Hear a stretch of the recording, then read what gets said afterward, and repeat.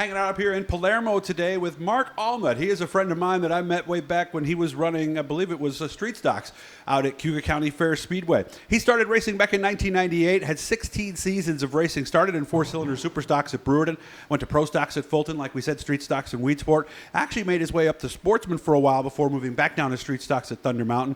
He actually ran an Enduro earlier this year at Brewerton, and he is one of those guys, as a longtime stock car guy, who he doesn't really know, but he's going to be following what's going on with the new hobby stock class at Fulton as well. He's the manager up here at Custom Collision. He's been here for 4 years. The car in the background, we'll zoom out and show you that in a little bit in a second, but it's somebody that we know. How you doing, man? Not too bad. How are you doing, Doug? Good. How is the body shop business? Is it starting to pick up with the deer and everything, or no? Yeah, it's kind of the calm before the storm. You know, literally. Just waiting for just literally. When the weather changes, it's it's a light switch. We'll be busier than we can be, but that's good. So what got you involved in 1998? You were 22 years old. Were you a kid who always went to one of the tracks and always wanted to do it? I raced quarter midgets when I was younger, and my dad fielded asphalt modifieds my whole life and limited supers at the end. So I was always into racing, and I had come across a car that needed to be rebuilt, and ended up bringing it home, and one thing led to another. It's a typical racing thing. Where'd you do the quarter midget? Syracuse? Yep. Okay. Yeah. So how come you didn't go that route? Well, I mean, it's kind of a tricky subject, but I was a young kid, and then my parents ended up getting divorced. So. Oh, I'm sorry. No, and so that kind of came to an end at that time, but still stayed in the whole racing thing. Like I said with my dad and stuff with the asphalt modifieds and things, and I've always been a dirt guy. Always been a big fan of dirt, so that's what I always went with. What was your first car in the four-cylinder super stocks at Brewerton? This would have been 98. Yeah, it was a Nissan Sentra, actually. Not a lot of Nissan Sentras in that division, if I'm not mistaken, right?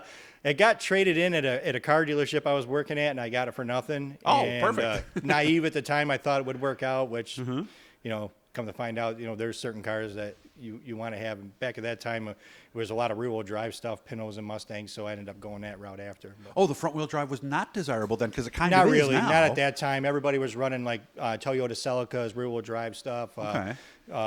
They have more power. Really, there wasn't any power in rear-wheel drive stuff. Really, the only was 40 XPs were the only really front-wheel drive car out there at the time. I remember those. Those were all over the place, especially when they did those four-cylinder big Enduros in Weedsport. You used to see a lot of those. One of the Phelpses raced one of those. I think Jimmy did. I think it was Jimmy. I can't remember if it was Jimmy or Ryan, but I know one of them did very well with them. So, but that was really the only front-wheel drive car then. And I'm sure you learned a lot even that first year, because at least you learned what you needed to bring to the track. You got your suit, you learned the way around and how things worked. So it wasn't like it was a lost year. No, there was a lot to learn there all the way around. So When did you get competitive, and was there a particular car that made you competitive in that class? I bought a used rear-wheel drive Mustang from a gentleman from near Pennsylvania, and it was a whole another ball game with that. Yeah. So, Well, I remember when BlackRock used to have, it was BlackRock then. Remember they used to have like 60, 70. It was one of those style Mustangs? Yes. Yeah. Yep.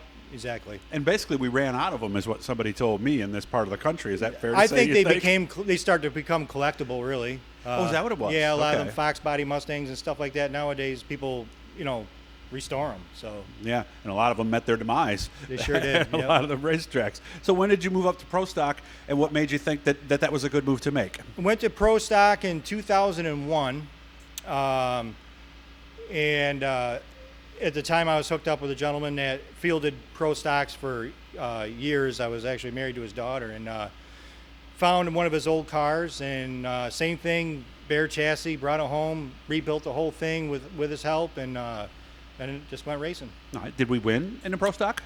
Not when it was called Pro Stock, when it was called Street Stock. Yes. Okay. How long were you in Pro Stock? Because I remember, didn't Fulton drop them at one point, right? I only ran Pro Stock for 2 seasons, maybe 3. I can't really remember. It was 2 or 3 before they basically kind of dropped the class and turned into what was called Street Stock, Pure Stock type race car. Did we have the same car? Same car. I just changed weights around, and the size of the tires changed, and jacking bolts had to be welded, stuff like that. Right? And changed some stuff on the engine. That was about it. Okay. Were we more competitive in that car as a street stock? Yes, definitely. And this was that blue car that I had some pictures of with you, right? Yep, okay. Yep. So where was your first win then? At Weedsport. Okay, on a Sunday with Joe Murata, or was it me that came down, or do you even remember? It might have been you, actually. Okay. I don't remember now, but Joe Murata was definitely still in the mix with it. Do you remember that night? Oh yeah. How'd you get a win? Well, I got lucky because there wasn't that many cars there. I remember there was not a lot. Yeah. Yeah, at the time, and Maybe teens, right? Yeah, it was in the teens, and I started up front, and the track was right, and I had my game on that night, and I was able to stay up front. And honestly, I didn't even know I was going to win until I did. Oh, really? Yeah. No. So you weren't thinking that over the course of the race? You've been in so many races where you hadn't won? You just I was kinda at the figured? point where I was running in the top 5 consistently, but I was expecting to be passed, before I went across the line. It just didn't happen, and it was just a confidence boost. So even on the white flag, you're still thinking... I was just waiting for it to happen. Yeah, I mean, I was it'll be driving last lap, but- driving as hard as I could, but I was just waiting for somebody with a little bit more money or a little more experience to come around me. And that's realities of racing right Yep, there. So, it sure is. And you said you had about half a dozen wins all in that car? Yeah, spread across my whole career. And how many years were you in the street stocks? Oh, shoot, on and off, probably 12. So that was the most experience you had? Yeah, whether was you in call it a that. pro stock, street stock, pure stock, what have you, that's the most racing I did was those kind of cars. When did we go to Sportsman? It was roughly around 2012, I think, somewhere in there. So last 3 years of your career were Sportsman, basically? Yeah, basically, yep. How'd you do? Not bad. I was right at the end of getting like a pretty good handle on it. I had an older car, something to start out with type of thing. Like most people. But I was at the point where I was ready to get something a little bit better. I was able to drive it. It was an easier car to drive than A lot of people have told me that, yes. much easier. I mean, much easier car than you could ever. Yeah, you sit in think. the middle. Yeah, the at first I suspension. was nervous about it, apprehensive at first, thinking it's going to be a huge change going Yeah. from a stock car to that. But in all honesty, it was a way easier car to drive. And this is a common story I hear from a lot of guys who come from pro stock, street stock. They get into Sportsman because it is a pure race car. You sit in the middle. It really. Did you come close to winning? No, not in a Sportsman. Not even no. in the ballpark. Huh? No, top tens. Top 10s? I Okay, you weren't had and at Brewerton, I finished in the top 10 once there, and I felt that was pretty good because there was a lot of a lot of cars there. But I was a top 10 guy towards the end of it. Yeah. Okay. What got you out? I went through a divorce, and then the Sportsman thing was just getting really expensive. That was when it was starting to get more and more. They were Okay. going, things were getting a little. You couldn't really get away with an older car, and they were starting to be able to use aluminum wheels. And I just, I wasn't. I ended up trading for another street stock. Okay. Did an Enduro this year at Brewerton. How did that go? Not bad. Actually, started up front and took right off.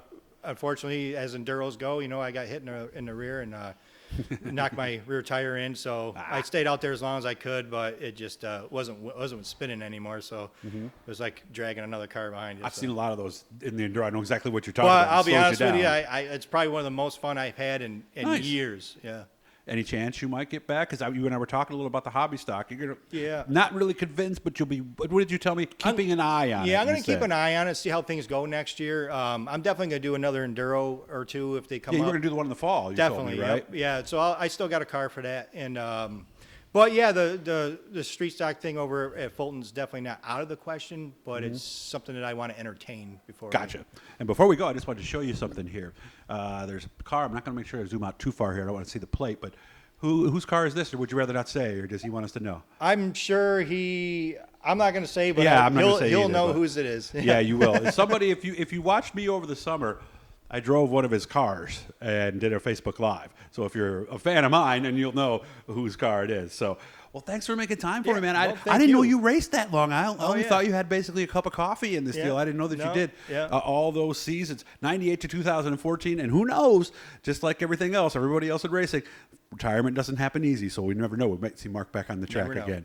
Hit the Blue E guys, subscribe, support if you can, like, and share, all that good stuff. Nice to see you, and hopefully my family won't be bringing any cars up this winter, okay? You take care of yourself, Mark. Thank you.